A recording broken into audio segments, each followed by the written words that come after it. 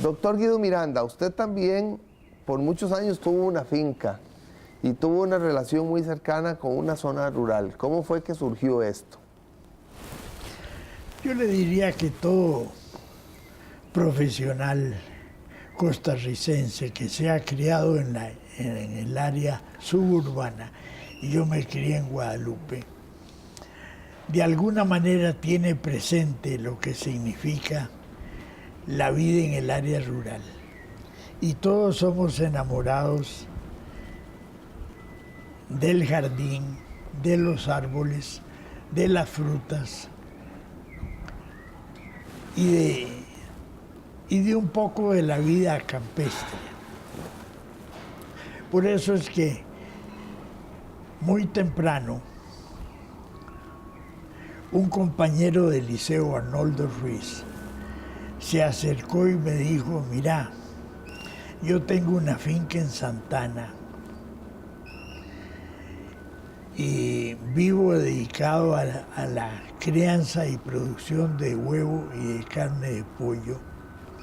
Me dice, y ahí aparecen de pronto ventas de pedazos de terreno muy bonitos, y pienso que alguno de esos pedazos de terreno te podría servir para que te hagas un lugarcito donde puedas sembrar cebollas o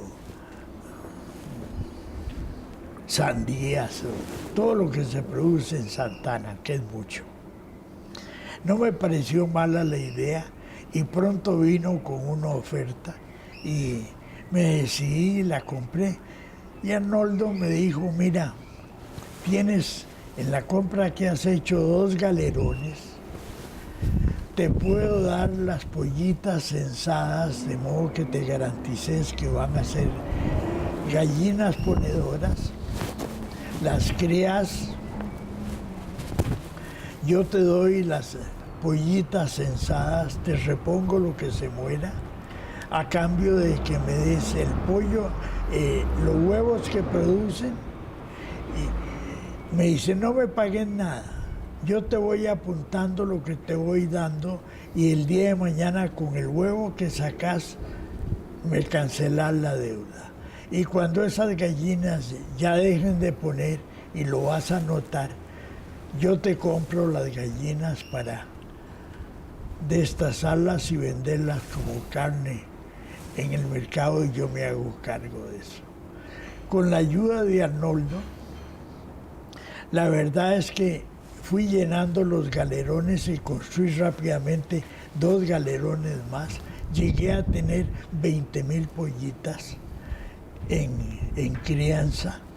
Y entonces, al comienzo eran los sacos de alimento, y luego los sacos de alimento que ya empezaron a comer mucho más, empezaron a ser sustituidas por los cartones que se fueron llenando de huevo.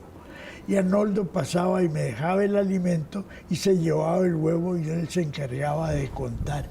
Y un día de tantos me decía, ya no me deben nada, está todo pago, de aquí en adelante es todo ganancia. Y de vez en cuando me venía con algún dinero en efectivo. De modo que tuve una gran ayuda para eso. Y en esa actividad le di trabajo a un hombrecito que en un determinado momento me dijo que él vivía dedicado, en los ratos que le quedaba desocupado de la actividad que hacía conmigo, con sus hijos, alquilar un terreno en donde sembraba cebolla y sembraba chiverres y zapallos y alguna otra cosa que sacar. Y un día de tantos me vino con el cuento de que el terreno que él alquilaba lo querían vender y lo estaban vendiendo a un precio que le parecía muy bueno y que él venía a contarme por si me tentaba yo con el precio del terreno, porque yo sé que usted tiene oferta de compra de esto que desarrolló aquí y quizás quisiera cambiarte para el terreno de allá. Le hice caso y de veras me fui para el terreno ¿Y vendió la primera finca? Vendí la primera finca y compré esa otra finca, y entonces ahí ya en serio le dije, bueno, aquí vamos a producir melón, vamos a producir cebolla, de modo que las 4 hectáreas que era aquello se llenaba completamente de cultivo. Y un día de tantos alguien me trajo y me dijo, pruebe esto, que es una fruta nueva que el país puede producir, la manga. Y entonces rápidamente empecé a sembrar palos de manga, y cuando ya empezaron en la cosecha y producción, los chiquillos estos que tengo ahora que ya no están, los llevaba y los subía a una escalera para que a la manga grande, para que no la picara la mosca, había que echarla, encerrarla en una bolsita de plástico para encerrar bolsas. Y ellos tienen recuerdos de lo que significaran esos sábados. Un día de tantos me hicieron una oferta de compra del terreno, y la verdad es que yo ya con todas mis ocupaciones, los chiquillos ya habían crecido, ya no iban tampoco ningún sábado a acompañarme, pensé en que era mejor venderlo.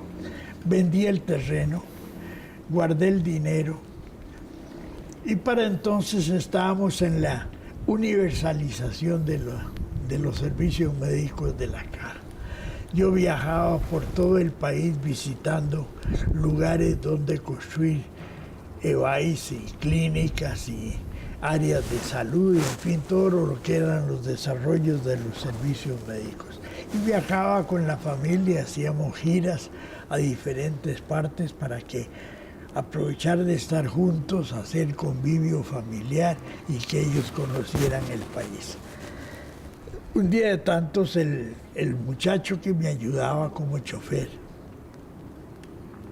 vino y me dijo que había visto un terreno muy bonito en la Virgen de Sarapiquí, que era una oportunidad de comprar un terreno a relativamente bajo precio para hacer una finquita, porque él sabía que a mí me gustaba tener. Él había conocido el proyecto de Santana y sabía perfectamente que a mí me gustaría desarrollar un proyecto en otra parte.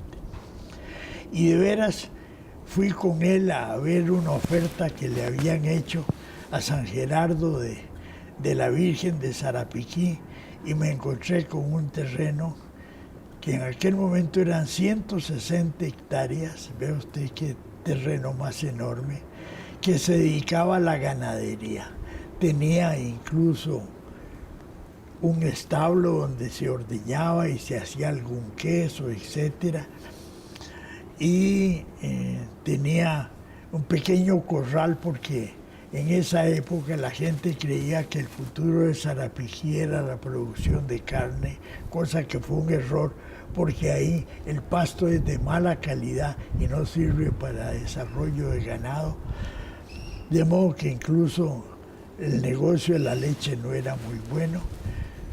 Compré la finca porque me pareció una oportunidad muy agradable, y con un amigo carpintero hicimos los planos para hacer una cabinita de modo que pudiéramos llevar a la familia, ya que no había dónde alojarse. En ese momento no tenía más que la casa del peón que la cuidaba. Y la idea era poder llevar a la familia tan pronto se pudiera.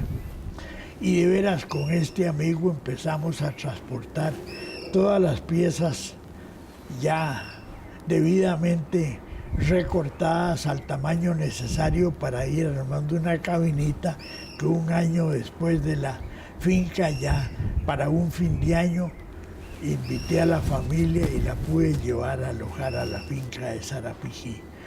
Pero en ese terreno, y a mí el ganado no me gustaba, me parecía pues que con el estudio técnico que había hecho de la calidad de pasto, sabía que eso no era lugar para ganado ni para leche. Entonces, en sustituir el ganado, que lo fui vendiendo paulatinamente, guardando la plata pensando en alguna otra cosa, hasta que de pronto aparecieron los frutales.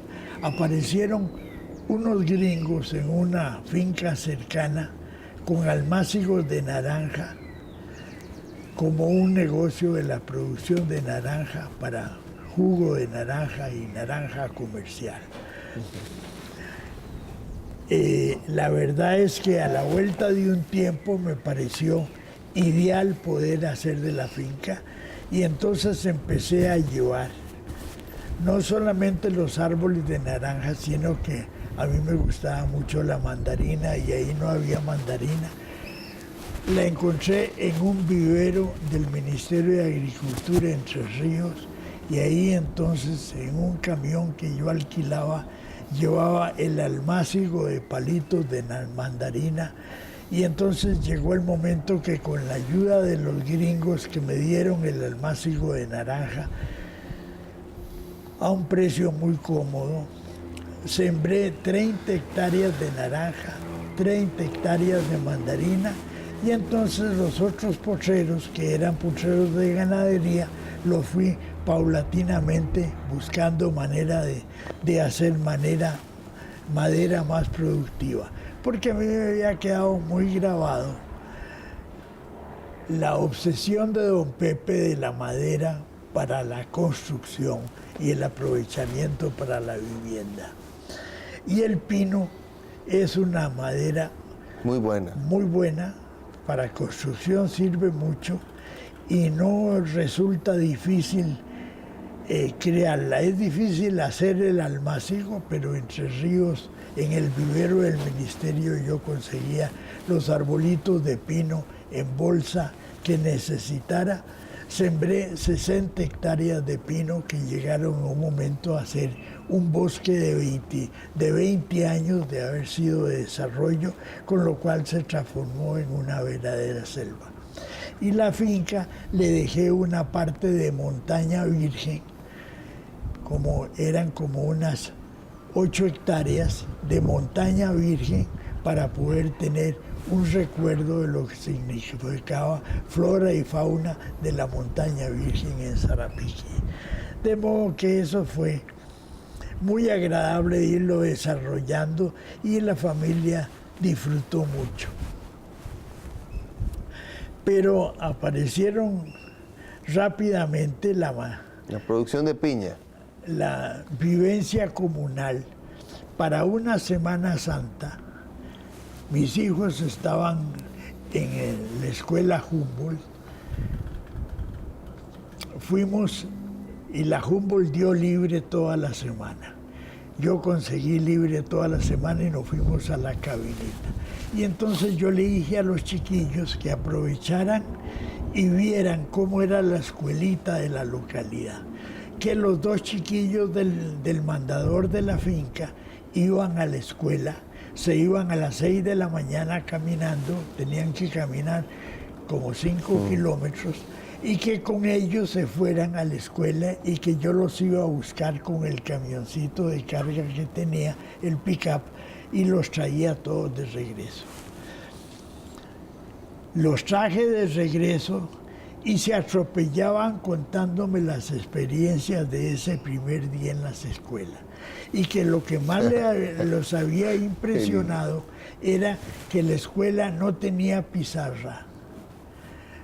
La maestra no tenía libros ni papel, sacaba de su cartera el pedacito de papel y el pedacito de lápiz para cada alumno, porque muchos alumnos no tenían cuaderno donde escribir, para ir haciendo las prácticas de la escuela.